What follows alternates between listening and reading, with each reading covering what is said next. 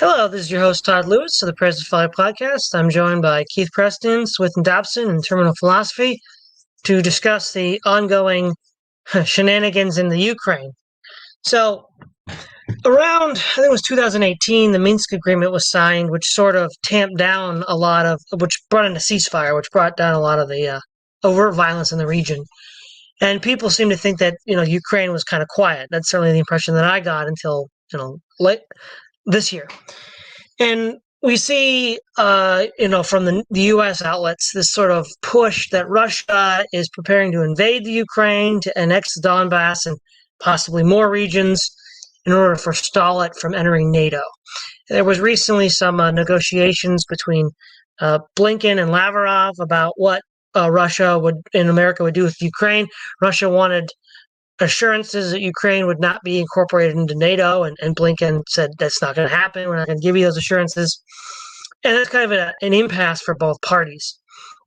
And it does seem that the Western media outlets are escalating this to a point where, at least that they want some kind of a conflict. And one of the things that I've noticed as I was preparing for this, if you look at, of course, American outlets, they're obviously going to be for the war.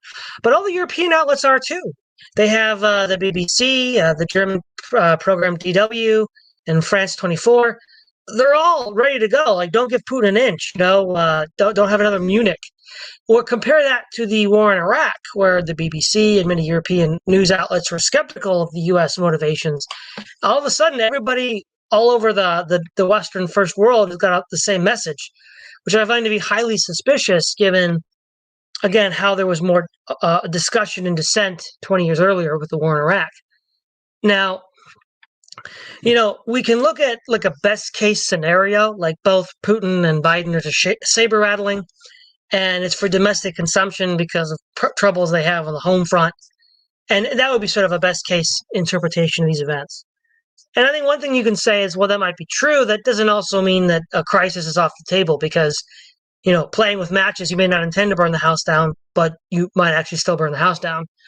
So I don't know if that makes me feel any better necessarily. It just means that that's probably the best case scenario. And one of the reasons why the U.S. might want to do that is to put pressure on Germany to close the Nord Stream 2 pipeline, which would stand in the way of economically isolating Russia through, embargoes and sort of, blacklisting them off SWIFT. So that's maybe the best case scenario, right? So from the Russian perspective, why might they want to invade Ukraine actually? Well, one problem, and this is a big problem for Russia, is between the Donbass and the Caucasus or the Caspian Sea is what we call the Volga Gap, which connects Russia to the Caucasus. And the Caucasus have, oil and natural gas reserves, and also anchor the Russian southern flank on mountainous terrain. It's partly why they, had the Abkhazia War in 2008 to shore up their defenses in that area, and why the Chechen conflict was so thorny. So if that were somehow be threatened fundamentally, they'd be cut off from oil and natural gas, and they wouldn't really have a defensible southern flank, which would kind of unzip the whole position, which would be a geopolitical catastrophe for Russia. They're just not going to let that happen. The other thing is, with the Donbass, there's Russians there, ethnic Russians that would rather be a part of Russia, and that's sort of their, democratic rhetoric. That, oh, well, we're just supporting self-determination and all that. And so they might want to, protect those people. And one way they might do that is by giving them Russian visas, so that, even if the Ukrainians try to take over those Donbass republics again, they'll still be legally Russian now, which makes it really difficult. But the other thing they might want to do as well is put political pressure on the Ukrainian government through the military in order to get them to not join NATO. In order to, it's more like a punitive expedition rather than annexing the Ukraine. They might want to have a punitive expedition like what we saw in Mexico in 1917 with the United States on the Pancho Villa raid, or in the Sudan in the 1890s in Khartoum with Chinese Gordon, where they just put pressure on the regime to shift to a more pro-Russian stance. Also, Ukraine and Russia don't really have natural defensive barriers. It's just flat steppe. If you could somehow bring the border up to the Dnieper, then you'd have a natural defensible barrier in which to contain any NATO aggression. And from the American side, why they might want to escalate this to such a level is continuing this containment policy from the Cold War to just encircle Russia more and more and more. Ukraine sort of is a knife pointed at the heart of Russia. If you could bring them in and deploy NATO assets, strategic assets like missiles and both of the nuclear and conventional variety, and troops, then you could force Russia to up its defense spending and possibly get it to spiral out of control like it did in the Cold War, where you keep on upping the ante of defense spending and threats, such as the Russian regime collapses again, and maybe this time for good. So those are sort of a range of best case scenario that this is just saber rattling to what might lead to a worst case scenario for either side to take drastic measures. I think we'll start with you, Keith. What is your reading on this whole situation? Well, I think there's a number of things going on here, and I tend to be very big picture oriented. The main thing I see happening is that we're moving towards a period of multipolarity. Like during the Cold War, we had a world that was based on bipolarity, where we had the two blocks between the American-led bloc and the Soviet-led bloc. And then following the fall of the Soviet Union, we went towards unipolarity, where the United States simply became this global unipolar hegemon. And now we're moving more towards an era of multipolarity, where we have the United States and Russia and China becoming great powers. So this is obviously a continuation of great power rivalry. Now, as far as the relationship between the United States and Russia, the Russian perspective is perfectly easy to determine. If you look at Russia's foreign policy history, whether during the Putin era or during the Soviet era or during the Tsarist era, Russia's always had the same basic approach to foreign policy, which is their first priority is to create a buffer zone around themselves. Because if you look at Russia on a map, it's a very large country, but it also doesn't have a lot of natural fortifications. It doesn't have a lot of mountain ranges and oceans or anything like that are any kind of natural fortification. So, which means that Russia's fortification has to be its outlying territories. And that's the main defensive reason, the geopolitical reason why Russia has always been so adamant about maintaining hegemony over Eastern Europe and Central Asia and the Caucasus, and whether the states that were all part of the old Russian Empire and then were incorporated into the Soviet Union and the Warsaw Pact. And that's still Russia's foreign policy outlook today. Now, that doesn't mean Russia is a benevolent state that just wants to defend itself and be left alone and all of that. I mean, like any great power, it would prefer to expand its own sphere of influence. But that's the first priority for the Russians. Now, if we look at a map of Europe and see what countries belong to NATO, we see that since the Cold War ended 30 years ago, the membership in NATO has more than doubled. There are about 30 NATO countries now, whereas at the height of the Cold War, there were less than half of that. And we see that the NATO countries, membership countries, have been expanded right up to the Russian eastern border. The three Baltic states, which were at one time Soviet republics, Lithuania, Estonia, and Latvia, they've all now become members of NATO, and they're right there on the Russian border. If the Ukrainian territory were to become a member of NATO, that would be yet another border state to Russia that would be a member of NATO. And of course, we could keep going. We can look at the states in the Caucasus, like Georgia, or somewhere like Kazakhstan, or somewhere like that. It would be possible, theoretically, to bring any of those into NATO. In fact, there are parties within those nations that also want to join NATO. Now, obviously, if that happened, the Russians would believe that they're being encircled by NATO forces. And if you look at a map as to where American troops and military bases and things like that are positioned all over the world, you see that that's the case. You see that but both the Russians and the Chinese are a lot closer to being encircled by American or pro-Western forces than vice versa. And so it makes sense from a Russian geopolitical or strategic perspective to want to maintain a sphere of influence over the Ukraine, particularly since in Ukraine you have people who are ethnic Russians, who speak Russian, who identify as Russian. And then you have others that aren't. That's so. Ukraine is a multi-ethnic country, and ethnic Russians, are a part of that. So, very few countries would be okay with a hostile power incorporating a border state into some kind of defensive alliance. Imagine if during the Cold War Mexico had decided, well, we're just going to join the Warsaw Pact. How's that? That wouldn't have gone over so well. In fact, that was always the main objection the Americans had to Cuba. It was the objection they had to the Nicaraguan Revolution and to the insurgencies in Central and South America in the 70s and 80s. I even wrote a book about that once. So that's really the Russian perspective. Now, as far as the American perspective, that's obvious as well. I mean, I tend to hold to the realist school of international relations, which, crudely put, means that governments pretty much act the same way as mafia organizations. It's all about controlling territory, and that's just what it's about.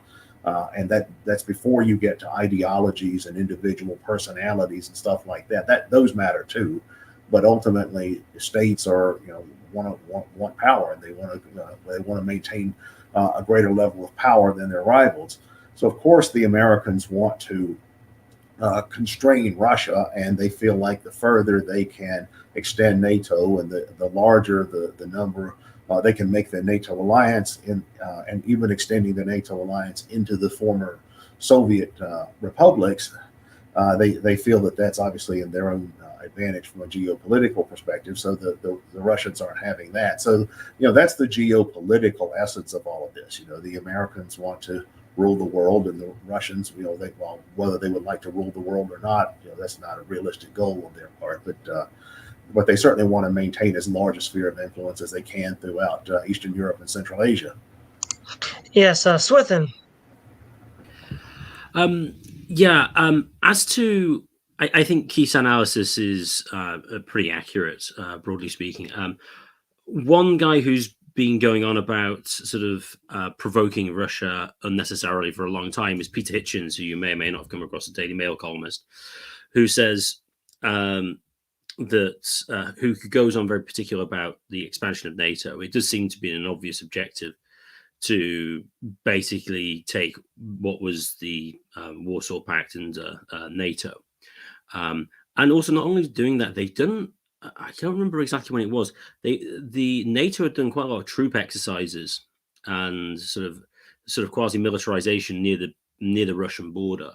So much so that effectively, I think, if I remember Pete Hitchens' column correctly, was it in Poland, or was it in one of the other countries, Estonia, Latvia, Lithuania? I'm not sure.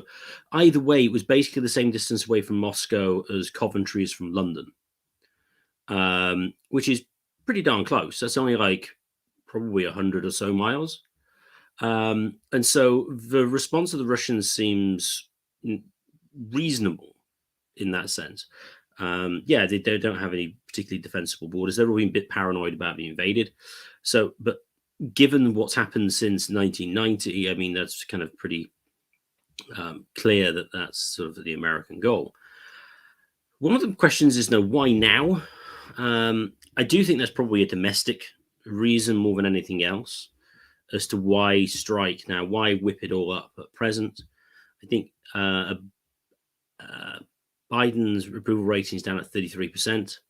And so he wants to sort of get back up because, if I remember correctly, there's midterm elections in your patch this year. Am I correct with that? Yeah. So that will obviously it's not a presidential election, but how the president does of the party that is in power does reflect on the rest of the party. So that certainly is true. There's interesting, Todd, you mentioned that all the media types are for it, in contrast to the Iraq war. The interesting other comparison as well for where everybody was basically all on board was essentially Libya. Libya, absolutely everybody was on board with no questions asked. I mean, remember the French were very pro the Libyan war, and they certainly weren't with Iraq. which does raise questions as to what exactly do the rest of the media and their sort of paymasters, etc., think they're going to get out of the Russian conflict, a potential Russian-Ukraine conflict, and obviously Libya, that they didn't really think they were going to get out of the Iraq one. I mean, I don't actually know. I mean, this doesn't work with Libya. The only reason I could think why everyone's, oh yeah, we don't mind defeating the Russians, attacking the Russians, is because no one can play, oh no, the poor downtrodden brown people. Oh no, we can't invade them because they're the oppressed minority. Can't do it. No, it's evil Bond villains who we need to beat up. Because as well, I think the sort of evil Russian villain has made a reappearance in a number of American films in the last few years after having an absence for a while. I think, was it Winter Soldier? That was a few years ago. Oh, it was a Captain America film. That's it. And sort of the evil Russian man had returned. I think as well, Kenneth Branagh plays basically a Russian oligarch. Yes, he does in Tenet, the Christopher Nolan film. So that's kind of interesting culturally that over the last, say, 10 years or so, sort of like bad Russian man has returned. So yeah, that's just sort of some background I can give. How likely I think we are to sort of any particular conflict. I mean, it seems like the Russians are downplaying a lot of it, and so do the Ukrainians. So I don't know to what extent that's likely anytime soon, but I say it is of course possible. All right, terminal philosophy. Right. Well, Todd, I definitely agree with your initial assessment. Just a few additional thoughts to everything that's been said so far. I think, after the violence in eastern Ukraine had died down in 2015, which culminated in the Minsk Agreement, Russia, in the big scheme of things, is just trying to prevent Ukrainian NATO. Is trying to prevent membership in NATO for Ukraine. And as Keith said, just barely, over the recent years, NATO membership has expanded to multiple Eastern European nations. I think the Baltic states, Romania, and Bulgaria, I believe those were all added to NATO in 2004. So, and if someone were to ask, well, what does NATO membership have to do with the overall shenanigans in Ukraine? Well, if Russia is boxed in by more and more NATO member states, that just basically diminishes their autonomy in Eastern Europe, and that possibly complicates trade agreements that they have with certain European nations or the EU.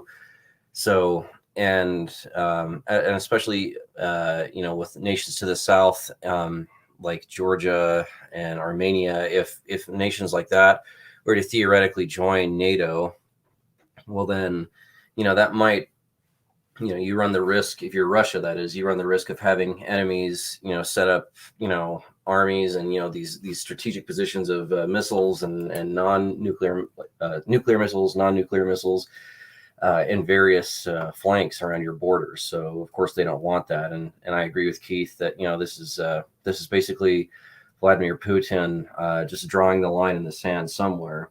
And I think, the Russians, at least publicly, they've expressed that they just want to take things at least back to the 2015 Minsk agreements.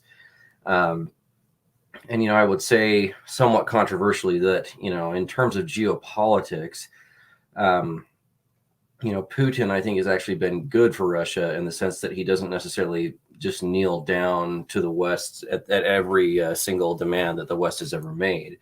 Now, that's not to say that I'm defending a mafia state or the kind of the oligarchical nature of things and how things are run in Moscow. But in terms of geopolitics, he's probably, you could argue that he's been good for Russia in the sense that he just doesn't kneel to every demand of NATO and the US and various external pressures. And then, I'm interested in a lot of military analysis of things, but the United States and a lot of European nations have said that they don't want to send troops to Ukraine.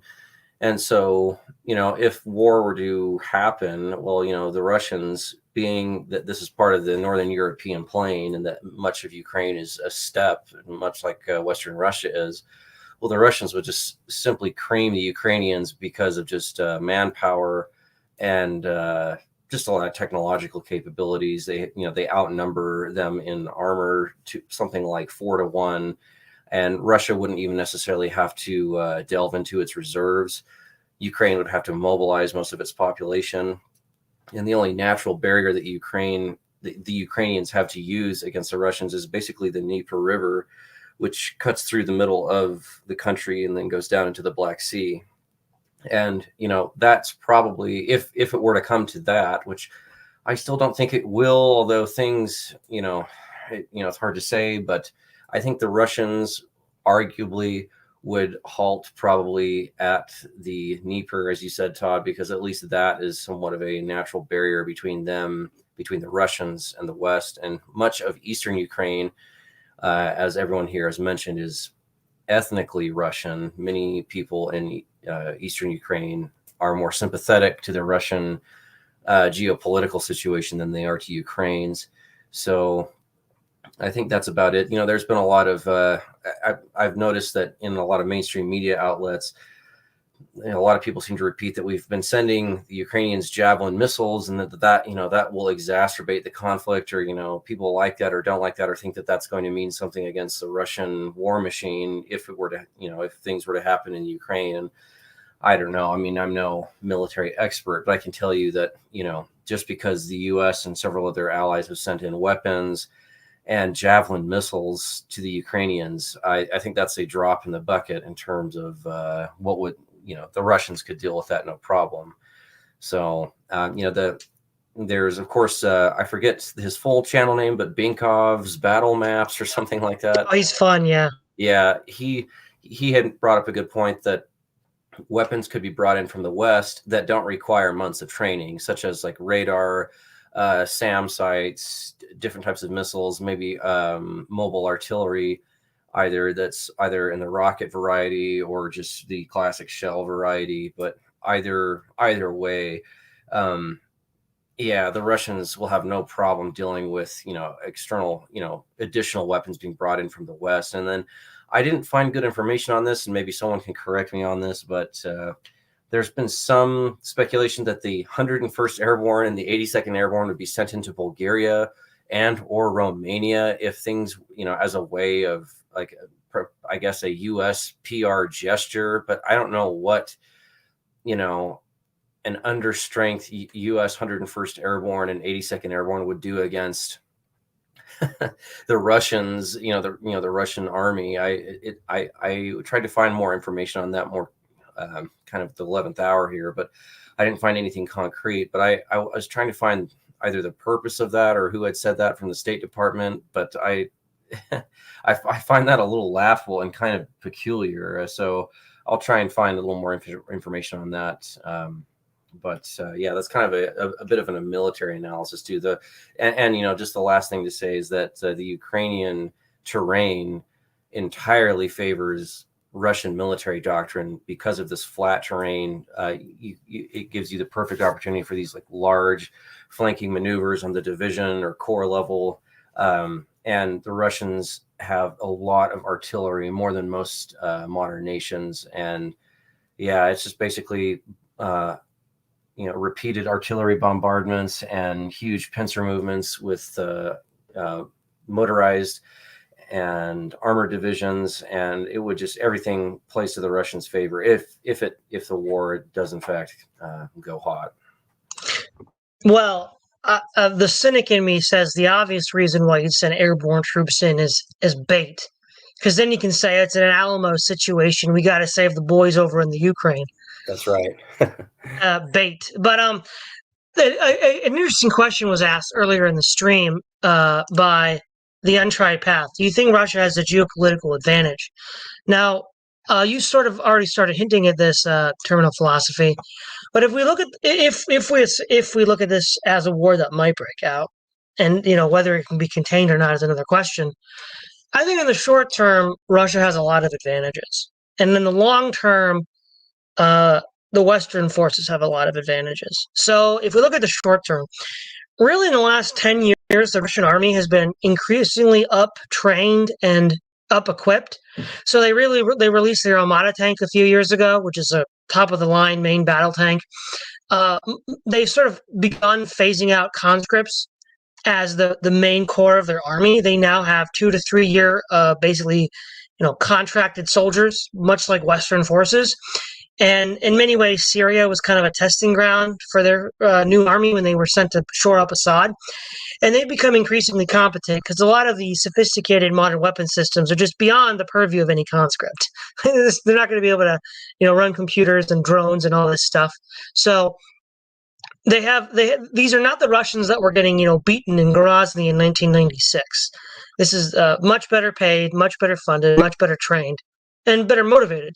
And they would also probably view this as a threat to Russia itself. They would have massive air, artillery, and tank superiority over the Ukrainians. The Ukrainians at most only have a numerical advantage in foot soldiers. But since this area is mostly steppe, it's difficult to envision how it would be defended. One could envision a Russian invasion in 3 phases. So the first phase would be trying to cut Ukraine off from the Baltic. So amphibious landings along Odessa to link up with Transnistria in order to hold that area down. Armored column thrust out of the Crimea to the Dnieper, and then attacks southward from the Donbas. And if that didn't force the Ukrainians to the table, then they would attack eastern Ukraine and then drive down through Kharkov and Poltava to then get to the Dnieper River and threaten Kiev there. And they'd probably offer more terms. And if that didn't work, it seems like Belarus would be a staging ground. And then they would attack on both sides of the Dnieper to encircle Kiev. And rather than attacking any of the cities directly, like Kharkov and Poltava and Kiev, they'd rather encircle it and then cut them off from supply so they'd surrender without, food and gas. Now, that's one possibility. And in that situation, Russia would likely achieve rapid, immediate success because, they have all the advantages at this point. If Ukraine folds, then it's a fiat accompli, sort of like Crimea was.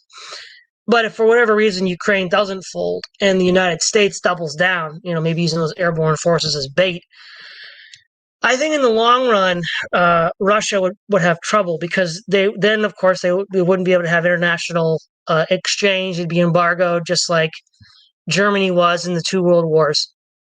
They're already under economic pressure. I mean, granted, so is the West, but the West has deeper pockets. And, deep pockets are the sinews of war. One advantage Russia would have in the short term as well is to keep Europe on a more dove footing as if they invaded during the winter, where they could just turn off the natural gas. And the European leaders would not want to see their cities, lose power and heating during the coldest parts of the year. But if they could somehow get oil from the United States or some other country as a part of an emergency transfer, then maybe these the doves would turn into hawks, depending. But in the long run, if you could mobilize, allied forces to hold the Western Ukraine, I don't know if they would then come to blows directly. That would be difficult to envision because then that would lead to real open conflict, not just between a satellite and a country. But it would at least say to the Russians, okay, you can't cross the Dnieper now. We've got troops here.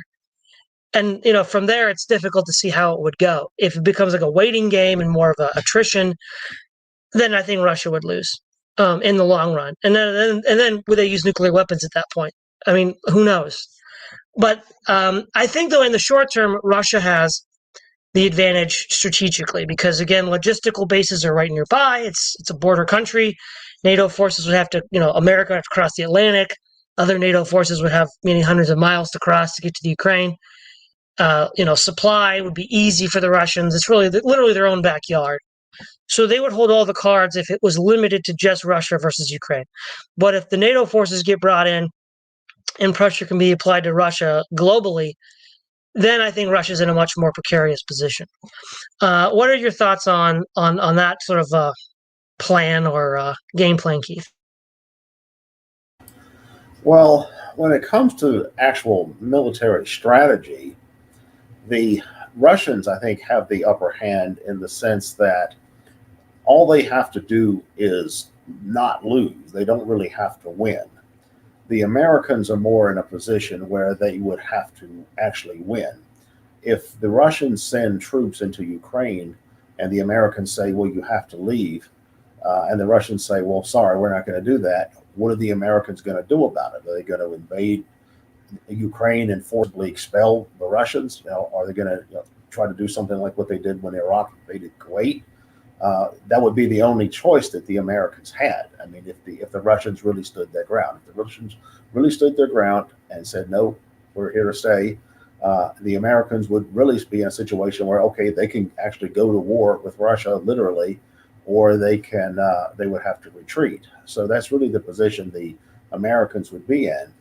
Now, if the Americans decided they were going to fight, that they weren't going to try to negotiate a settlement or something like that, then yeah, they would be in the position of trying to have a military buildup on the level of something like Iraq or the Persian Gulf War or Afghanistan, only doing it in Eastern Europe.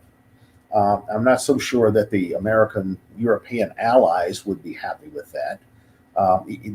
So far, the American allies in Europe that have been most in favor of a hawkish stance against Russia have been the predictable ones, the ones that have a lengthy history of conflict with Russia, for example, Poland. However, the Ukrainians actually think the Americans are being too heavy-handed. So that's interesting to consider. So, and a hardline stance like that by the Americans would not be popular in Russia. As far as the question of why the European media is taking a pro-war or whatever, or at least a hawkish stance, one thing that I've noticed when I've watched coverage of this in the European media is how many supposed European pundits have perfect American accents and speak perfect American English. So I don't know all the dynamics of this, but it seems to me that there's been a conscious effort to plant people with pro-American sympathies in the European media, probably in response to the fact that the European media has been critical of American foreign policy at times in the past. So it seems like to me the Americans have worked behind the scenes to say, okay, we'll just have our own European media with our own people. I have found that to be interesting. I don't know what the backstory to that is, but that has seemed to be the case. But the Americans are really in a bad position because if Putin were to not back down, the Americans would either just have to lose face and say, okay, well, I guess you'll have to have it your way, or they'd actually have to try to fight, and which would be a situation in which they'd have all the strategic disadvantages. They have probably much of world opinion against them. The Europeans would at best have a half-hearted enthusiasm for this. So it would be a very precarious situation for the Americans. Now, I think this is actually your wheelhouse, terminal philosophy. Before I hand it to you, giving NATO allies American weapons is not really that encouraging. If we remember the ANA, in 1 week just disintegrating.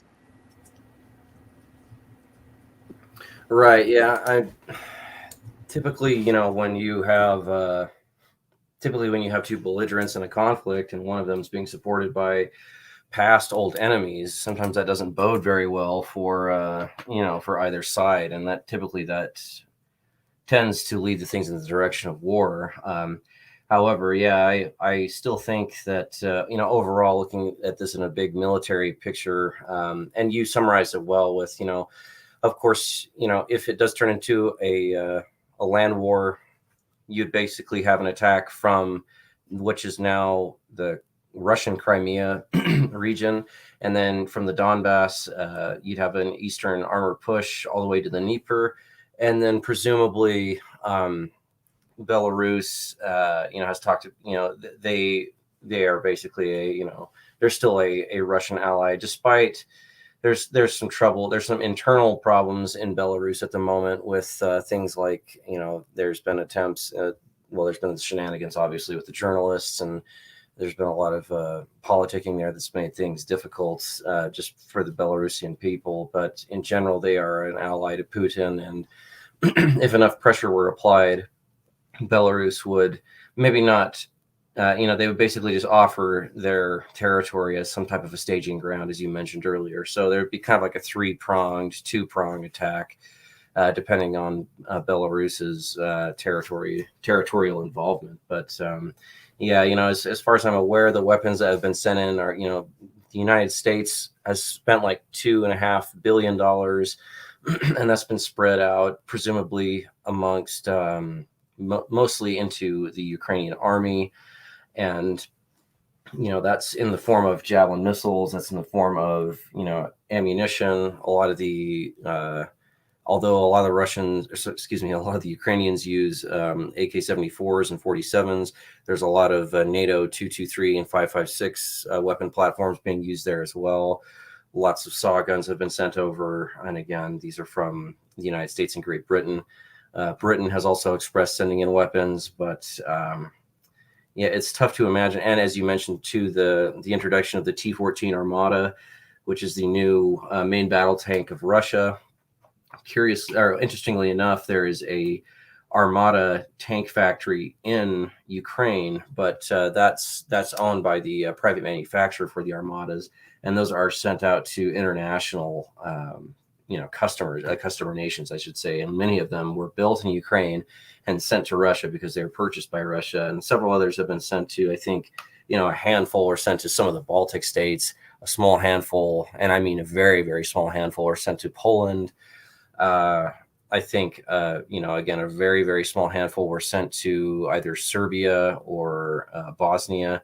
So, nothing, it would be for all the military history nerds out there, whoever has some of these tanks, these T-14 Armadas, you'd have to basically put yourself in the shoes of Michael Whitman in the hedgerows of Normandy, like the SS, if you're going to be using this against, vast hordes of T-72s and T-90s and things like that. So, and you also correctly pointed out that Russia has upped its defensive spending in the last 10 years, and they've been doing away with a lot of the mass lower quality reserve forces who are conscripts, and they're trying to improve the quality of the average infantryman.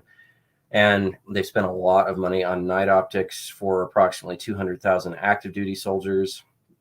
And of course, there's just better weapon platform systems. They've updated their radar defense systems, and they've spent something like the equivalent of like $3 billion US. I don't know what that is in Russian rubles, probably some astronomical number, but yeah. As in terms of the military, the analysis of things, Russia has every single advantage it could possibly want. But honestly, I don't think Russia necessarily has to worry about that, given the current political circumstances, because all they have to do really is just watch the Ukrainian economy slip into the abyss, and I think they will have more favorable negotiating leverage, if you want to put it that way. So, yes. All right, Swithun, any thoughts on this scenario? On the military aspect, I am far from an expert. I do think, as Tom also points out, Russia need only for the Ukraine to get into serious economic problems, and they can just sort of dictate terms to them to a large extent, depending, of course, how much the West wants to chuck money at the Ukrainians, which is interesting, especially given you mentioned that the West has deep pockets and deeper pockets than the Russians do. That could well be true to some extent, but the massive increases in the national debt from 2020 onwards in most Western countries means that that's not as deep as it was before. I mean, to take the UK, for example, in 2020, had the biggest deficit outside of wartime of £330 billion, which was 15% of GDP. I think the US federal one was over like 16. The amount of money the West has is not as huge as it was historically. So to what extent they're going to actually want to chuck that much money at such conflict over that is, well, less than it would have been before. They don't want to get to a situation whereby any of their credit ratings go down, because that means servicing any of the debts is astonishingly expensive. Because, I mean, at least at present, because interest rates are still crazily low, it's relatively cheap. That's actually easier for the British, because the average length of bond in England, I think the UK is about 13 years, but in the US it's only 5. So you have to basically keep reissuing bonds every 5 years, otherwise you're screwed. So any requirement of significant increases in borrowing and raising interest rates, which of course there is price inflation at present, is going to be could get interesting on the federal level. So on the finances, I think that's something. When I was going to go talk about, Todd, you mentioned with respect to the Europeans, the Europeans could get the oil from the Americans instead of from Russia, and the gas, and so that wouldn't be too bad. They could keep them on side. Only if you could get the gas from the US, because as we saw in the summer, gas has become even more important than it was historically, because the Europeans have basically banned coal. So when you need to produce electricity, well, and quickly, if it's not as windy or as sunny as they wanted to, the only thing you can use is gas, because nuclear, you can't increase or decrease the output of electricity quickly. So the only option is gas. So when it comes to just general electricity supply, you can't. The oil thing isn't really a great option, at least not currently the way it is set up. So gas really is incredibly important in Europe. Otherwise, the lights go out, which isn't going to be popular. Far from it. All that said, Britain will support America, whatever they do, because we've capitulated to the. Todd probably knows this, but the UK capitulated to the Americans so early as after the War of Northern Aggression, in which we paid money to the national government for providing arms to the South. It was an arms deal, but somehow even Britain back then, even with the Empire, capitulated to the Americans back in the mid-late 19th century. So I suspect that will continue. While we're on the question of economics, Swithun, what are your thoughts about Ukraine and how long it has with its economy? The Ukrainian economy is not great.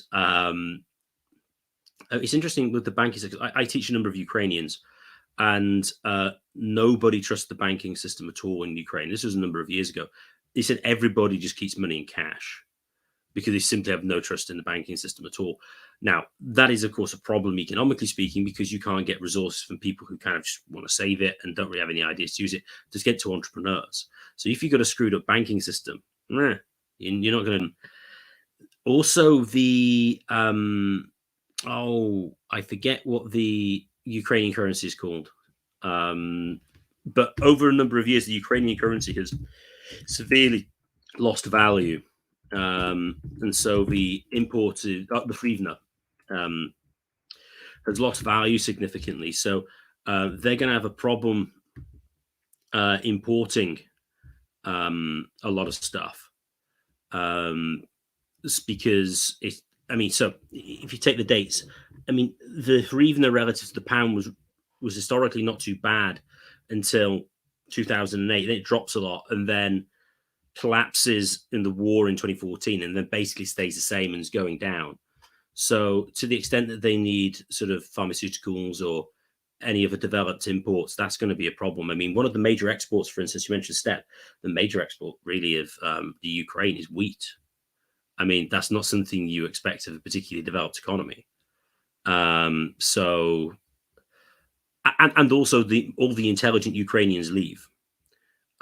Because the ones I taught is like, yeah, we don't want to live in the Ukraine.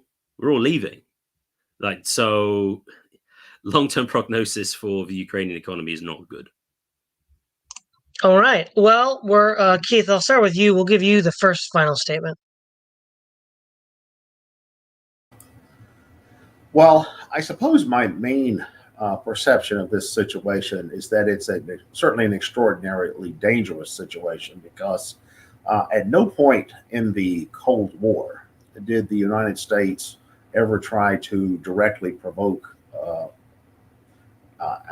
actual combat with a nuclear armed power. I don't recall any situation where well, there was the Cuban Missile Crisis, but they were working behind the scenes to try to defuse that. I don't know of any situation in the Cold War where the Americans took quite this aggressive a stance against the Soviet Union, and also even during the war on terrorism. I don't recall the Bush regime or any of that ever extending things quite this far. So it seems, if anything, the Americans continue to escalate their confrontational stances to an ever more extreme degree, and in ways that involve ever more dubious pretenses. You could argue, well, the Soviet Union really was expansionist. They really did have a network of satellites and fraternal parties around the world. So you could justify, at least partially justify a hawkish stance against the Soviet Union on Cold War geopolitical grounds. And with the war on terrorism, you could argue, well, you want to prevent more 9/11s and undo terrorist networks and things like that. But with this, I mean, this is the Americans going right up to the Russians' backyard and basically planting a flag there. And like I said, imagine what would happen if the Mexicans said, "Yeah, we're going to join the Warsaw Pact during the Cold War," or something like that. It wouldn't go over well today either. So this is an extraordinarily dangerous situation. It seems like the people in charge of American policy really have no qualms at all about taking a jab at the Russian bear, and that kind of thing tends to not turn out too well in the long run. In the long run, yeah. Swithun, final thought. Final thoughts. As Keith mentioned, yeah, this is a very aggressive move against the biggest player the Americans have directly sort of fought since sort of 1945. I mean, so going in their backyard and poking them is ballsy. I still say I'm still unsure as to whether or not there's actually going to be any particular conflict. Although the longer the uncertainty continues, though, this is just going to harm the Ukrainian economy. And so effectively they could just become an outpost. Well, I mean, they basically could become a charity case, either from the American sphere or the Russian sphere. It depends who's got the most interest in trying to keep them afloat. So, yeah, I think that's interesting. But I as I mentioned before, I doubt the Europeans in the long term will be completely on board for economic purposes. That's if they might. Oh, as one other thing I was going to mention, I've forgotten to, as TP mentioned Belarus. Belarus would certainly, I think, be on do whatever the Russians, well, not exactly what the Russians would want to do, but they certainly would be on that side. I mean, one obvious thing there is, and this was, I thought was particularly interesting back in sort of like April 2020, that Lukashenko, I think his name is, if I can remember his correct name, the Belarusian leader, basically said that the IMF said that, yeah, we give you some funds, but only if you follow World Health Organization policy on coronavirus, which is basically go lock down and go mental.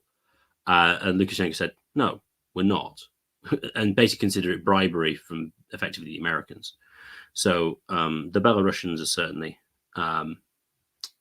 would be sort of less out, clearly not within the US orbit. So the answer is I don't know what's going to happen, and but I imagine it'll fizzle out at the moment, at least. All right, terminal philosophy. Right. Well, I think it's fair to say that the Russians, if they can help it, they don't necessarily actually want to invade Ukraine. I think if the Russians had it their way, they would have just a Moscow-friendly, a pro-Russian government installed in Ukraine, or in Kiev, and that way it doesn't fall into NATO membership and under the NATO umbrella of influence. I think that would be, one of the more, that would be the least bloody outcome possible. If it does come to war, then I think the Russians, you can count on the Russians making it to the Dnieper, and there will still probably be a Ukraine, west of the Dnieper, but it's difficult to say what would be left of Ukraine beyond that. I mean, and what Swithun said earlier too is that I did a little bit of reading on the economics of the situation beforehand, and that Ukraine's economy is, Ukraine is the poorest country right now in all of the European nations. It has the lowest GDP. They're running a trade deficit right now. I don't really think that the Russians have to fall for the American bait, which I do believe that the Americans, unfortunately, on a diplomatic side of things, are exacerbating the situation by, sounding the alarm bells with, oh, we need to get everyone out of our embassies, and we recommend that everyone else do that, when the Italians and the Germans and many other people from the EU are saying, no, actually, we're still under, there actually is a negotiation. There are negotiation talks that will be happening, I believe, in Paris between the Italians, the Germans, the Russians, Ukrainians, and one other nation, but the U.S. was not invited. And so I wonder, now I'm not declaring this, but I wonder if this is just a way of underscoring Biden's foreign policy inadequacies. I mean, that might have something to do with it. So either way, and one of the Biden State Department people, Victoria Noland, sure seems to want to just put the Russians in some sort of a headlock situation where, they're just going to, she just wants Putin to just basically capitulate to all of the U.S. foreign policy demands. So it seems like on the diplomatic and political side of things, that the U.S. is just making the situation worse, unfortunately. And regardless of how much we love or hate Putin, the Russians are going to have some type of sphere of influence in Eastern Europe, in these Eastern European nations, and so we have to allow them some kind of sphere of influence. I don't predict war for right now. I could easily be wrong. I hope it doesn't come to that, but if it does, the Russians will definitely crush the Ukrainian military, and I think the Biden administration honestly just needs to let the Europeans handle their own affairs. And I think these neoconish diplomatic tactics obviously just aren't playing out very well for us or anyone else. Well, yeah, and I do think that for my final thoughts, Ukraine is economically starting to crack up, and quite possibly, if no military actions happen, Ukraine will just sort of disintegrate on its own. And a lot of this is being exacerbated by Biden's policy. But the other thing is, I also agree that I think that the Europeans and the Russians would agree that they don't want to see this turn into an altercation. But I think the U.S. does. And Jen Psaki said something very interesting. She said Putin will plant a false flag soon. Really now? Really? Don't you mean Biden's going to plant a false flag very soon? That seems very, very accurate intelligence. I mean, are we supposed to trust the CIA after all the war on terror debacles? It almost just sounded like she was just saying we're going to have a false flag and blame it on Putin. If they want to go that way, then all bets are off, right? I mean, I guess I'll just end it with this. I used to think that people acted in their rational self-interest, and as long as rulers acted in their rational self-interest, you could sort of predict geopolitics. I don't think the United States political elites are acting in anybody's rational self-interest, and that makes it a lot more. Rather than the mad mullahs of Iran, it's the mad mullahs of the woke mafia in Washington that might, start this. But again, thanks Keith Preston, thanks Swithun Dobson, Terminal Philosophy. Don't forget to like, share, and subscribe. This is Todd Lewis of the Praise of Flight podcast, signing off.